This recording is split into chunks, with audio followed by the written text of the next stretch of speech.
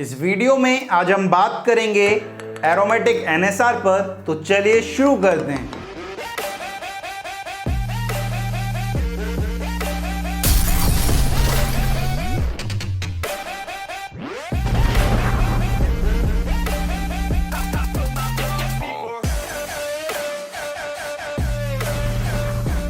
जब अपन ने NSR start करा था, किस किस को याद है भाई ये बात कि जब अपन ने एनएसआर स्टार्ट करा था तो अपन ने कहा था कि हमें 3 टाइप का मैकेनिज्म पढ़ना है, एक SN1, दूसरा SN2 और आज हम पढ़ने वाले हैं एरोमेटिक एनएसआर।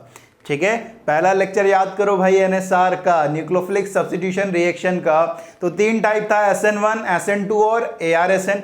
SN1 SN2 की बात कर चुके हैं, अब बात करनी है किसकी, ARSN की, एरोमेटिक एनएसआर की।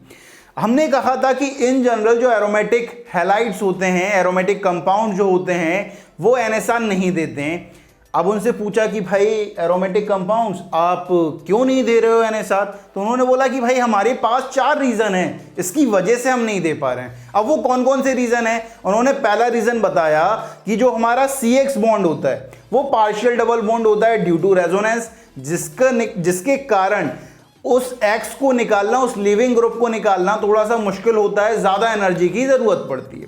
पहला पॉइंट कि जो CX बॉन्ड होता है वो पार्शियल डबल बॉन्ड होता है ड्यू टू रेजोनेंस, तो हमें ज़्यादा एनर्जी की रिक्वायरमेंट होती है उस X को निकालने के लिए, उस लिविंग ग्रुप को लीव कराने के लिए। दूसरा पॉइंट ये बोला कि यहाँ पर जो हैलोजन ग्रुप होता है, मैं हैलोजन लेके चल रहा हूँ भाई, ठीक है, एरोमेटिक रिंग से, बेंजीन रिंग से क्या कनेक्टेड है, हैलोजन कनेक्टेड है। तो दूसरा पॉइंट ये बोला कि जो हैलोजन है ना वो sp2 कार्बन से कनेक्टेड होता है, जिसकी En sp3 कार्बन से क्या होती है, ज्यादा होती है। अगर En ज्यादा है sp2 कार्बन की तो वो क्या करेगा, हैलोजन मॉलिक्यूल को टाइटली होल्ड करके रखेगा, टाइटली बाउंड करके रखेगा, तो हमें फिर ज्यादा एनर्जी की जरूरत पड़ेगी उस हैलोजन को निकालने के लिए। अब थर्ड पॉइंट उसने बोला कि आप हैलोजन निकाल लो भाई, ठीक है, आपने जैसे तैसे करके क्या कर दिया, हैलोजन निकाल दिया, लेकिन जो आपका फिनाइल कैटायन बनेगा वो तो अनस्टेबल बन रहा है, क्योंकि sp2 कार्बन पर क्या आ रहा है भाई, पॉजिटिव चार्ज आ रहा है, और ज्यादा En वाले पर पॉजिटिव चार्ज क्या होता है,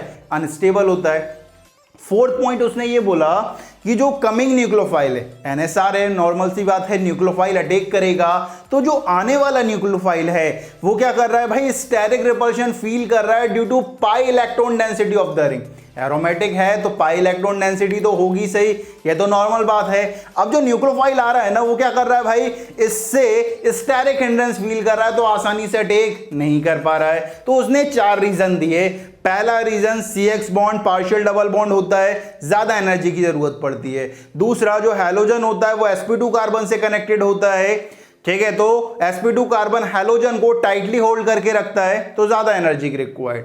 तीसरा फिनाइल कैटायन अनस्टेबल होता है, और fourth coming nucleophile feel steric repulsion due to pi electron density of the ring. अब ये 4 रीजन हैं, इनकी वजह से वो एरोमेटिक एनएसआर नहीं दे रहे हैं, लेकिन हमें तो करवाना है बाबा जी, हमें तो करवाना है भाई, जो जिस चीज की आप मना करते हो हमें तो वही करवाना है भाई। ऐसा होता है ना कि लोग मना करते हैं भाई ये काम नहीं करना है, अपन को वही करना होता है, ठीक है, ठीक है। तो अब यहां पर ये समझना है कि अब हमको एरोमेटिक कंपाउंड में एनएसआर करानी, ठीक है। अब यहां पर अगर मुझे इन 4 लिमिटेशन को क्या करना है, ओवरकम करना है, तो मुझे 2 चीजें करनी पड़ेंगी। पहला कि हमें टेम्परेचर बढ़ाना पड़ेगा रिएक्शन का। 2 जो पॉइंट हैं, CX bond partial double bond है, ज्यादा एनर्जी की जरूरत है भाई, टेम्परेचर बढ़ा दो, जितनी एनर्जी चाहिए उतनी मिल जाएगी। और दूसरा कि जो हैलोजन ग्रुप है वो sp2 कार्बन से कनेक्टेड है, तब भी ज्यादा एनर्जी चाहिए निकालने के लिए, तो टेम्परेचर बढ़ा दो। तो पहला अपन क्या कर रहे हैं, अगर हमें एरोमेटिक एनएसआर करानी है तो टेम्परेचर बढ़ा रहे हैं, तो पहला टेम्परेचर बढ़ा दिया। जैसे कि देखो यहां पर ये हमारा बेंजीन रिंग से Cl कनेक्टेड है, ठीक है। अब यहां पर एक्चुअल में हो क्या रहा है कि ये जो Cl के लोन पेयर है ना वो रेजोनेंस में पार्टिसिपेट कर रहा है, जिसकी वजह से ये जो बॉन्ड है वो पार्शियल डबल बॉन्ड आ गया, और पार्शियल डबल बॉन्ड आ गया है तो ज्यादा एनर्जी चाहिए इसे निकलने के लिए। तो हमने क्या करा, जो टेम्परेचर था ना वो 360 डिग्री सेल्सियस कर दिया, बहुत ज्यादा टेम्परेचर कर दिया। अब तो ये निकल जाएगा और इसकी जगह पर OH सब्स्टिट्यूट हो जाएगा। तो पहला अपन जो काम कर रहे हैं वो क्या कर रहे हैं, टेम्परेचर बढ़ा रहे हैं और टेम्परेचर जैसे ही बढ़ाएंगे ये CH बॉन्ड टूटेगा, उसकी जगह पर न्यूक्लियोफाइल हमारा सब्स्टिट्यूट हो जाएगा। और दूसरा जो मैकेनिज्म है हमारे पास NSR कराने के लिए वो है एडिशन एलिमिनेशन मैकेनिज्म। मतलब हम किसी चीज को ऐड करेंगे जिसकी वजह से हमारा जो लिविंग ग्रुप है वो निकल जाएगा आसानी से, एडिशन एलिमिनेशन मैकेनिज्म। अब ये क्या होता है, इस मैकेनिज्म के अकॉर्डिंग अगर हम -m ग्रुप को इंसर्ट करते हैं ऑर्थो और पैरा पोजीशन पर तो हमारा ARSN पॉसिबल हो जाता है। ऐसा देखा गया है कि एरोमेटिक कंपाउंड में अगर आप -m ग्रुप को इंसर्ट करते हो ऑर्थो और पैरा पोजीशन पर तो आपका ARSN पॉसिबल होता है। ये किस तरह से पॉसिबल होता है, चलिए बात करते हैं। जैसे कि एग्जांपल देखो, एग्जांपल में यहां पर एरोमेटिक कंपाउंड था, मैंने क्या करा, ऑर्थो पोजीशन पर NO2 को लगा दिया, ठीक है। OH माइनस का मैं क्या करवा रहा हूं, सब्स्टिट्यूशन करवा रहा हूं, Cl निकला, उसकी जगह पर OH सब्स्टिट्यूट हो गया।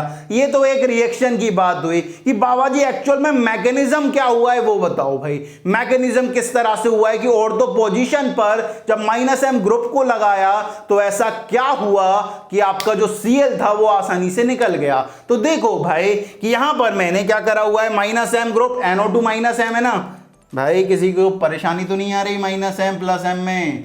जिसको परेशानी आ रही है वो GOC1 पर जाए भाई, वहां पर M इफेक्ट पड़े और वापस आए, ठीक है।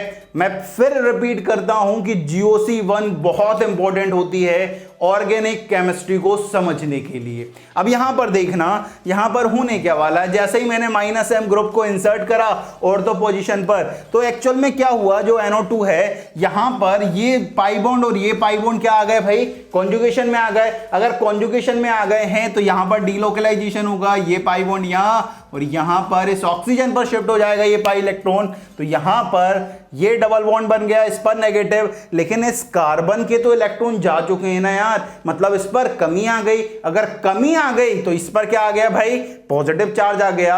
अब मैं क्या करवा रहा हूं, OH माइनस का अटैक करवा रहा हूं। अब मैंने क्या करा, यहां पर पॉजिटिव पर OH माइनस अटैक करेगा और जैसे ही अटैक करेगा तो कुछ इस तरह का हमारे पास प्रोडक्ट बनने वाला है। अब यहां पर देखो होता क्या है कि जैसे ही OH आता है तो Cl बोलता है भाई मैं निकल रहा हूं, ठीक है। दुआओं में याद रखना, टाटा बाय बाय, मैं निकल रहा हूं। ये अच्छा लिविंग ग्रुप बन जाता है और ये निकल जाता है, ठीक है। और ये दोबारा से ये प्रोसेस, ये नेगेटिव यहां और ये डबल बॉन्ड यहां, तो हमारा प्रोडक्ट बन जाता है। Cl निकलता है, उसकी जगह पर OH सब्स्टिट्यूट हो जाता है। तो हमारे पास दो मैकेनिज्म ARSN को करवाने के लिए, पहला कि टेम्परेचर बढ़ा दो भाई, Cl या जो भी लिविंग ग्रुप है वो आसानी से निकल जाएगा।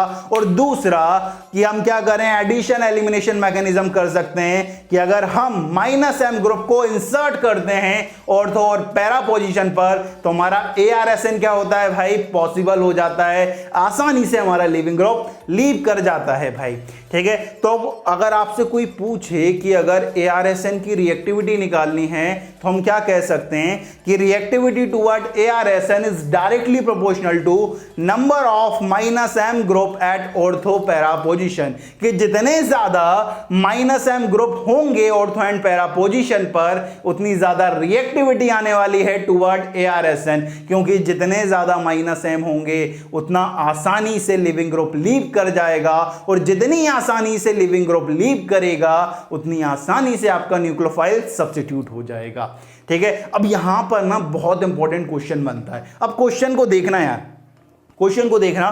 क्वेश्चन है रिएक्टिविटी टुवर्ड SN1। SN1 की रिएक्टिविटी बतानी है, 4 कंपाउंड देके रखे हुए हैं हमें, ठीक है। यहां पर ये एरोमेटिक है, ठीक है, ये एरोमेटिक नहीं है भाई, नॉन एरोमेटिक है। अब एक बात तो समझ आनी चाहिए कि in general aromatic compound NSR तो देते नहीं है। मतलब एक बात तो साफ हो गई कि इन दोनों की जो भी रिएक्टिविटी होने वाली है वो इन दोनों से क्या होने वाली है, ज्यादा होने वाली है। अपन ऐसा लिख सकते हैं कि 1 और 2 की जो रिएक्टिविटी होने वाली है वो 3 और 4 से ज्यादा होने वाली है। अब 1 और 2 में अगर कंपेयर करें, SN1 की reactivity directly proportional to carbocation की स्टेबिलिटी। यहां पर अगर बात करेंगे तो जैसे ही X निकलेगा तो ये पॉजिटिव यहां ये X निकला पॉजिटिव यहाँ, तो यहाँ पर कितने अल्फा हाइड्रोजन, 9 अल्फा हाइड्रोजन, यहाँ पर कितने अल्फा हाइड्रोजन, 6 अल्फा हाइड्रोजन। तो यहाँ पर जो रिएक्टिविटी आने वाली है 1 की सबसे ज़्यादा आने वाली है देन 2। अब और 3 और 4 में बात करते हैं। 3 और 4 में बात करें तो reactivity toward ARSN is directly proportional to number of -m group at ortho and para position. तो यहाँ पर देखो कि यहाँ पर ये -m, ये -m, और यहां पर अगर बात करें तो सिर्फ एक -m आ रहा है। मतलब इन दोनों में सबसे ज्यादा रिएक्टिविटी किसकी होने वाली है, थर्ड की होने वाली है, फिर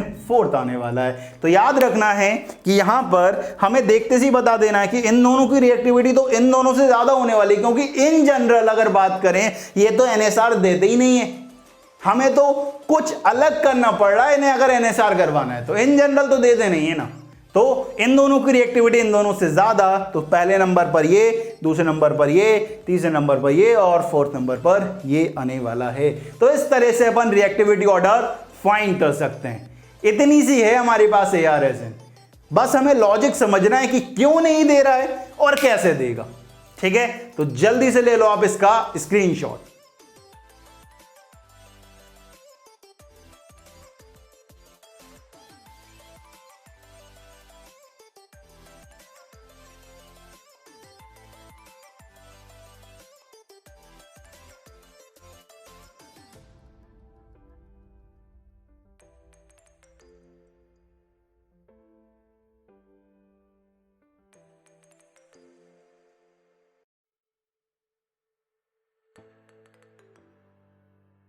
तो ले लिया है भाई आपने इसका स्क्रीनशॉट, और आज हमने बात कर ली है एरोमेटिक NSR पर।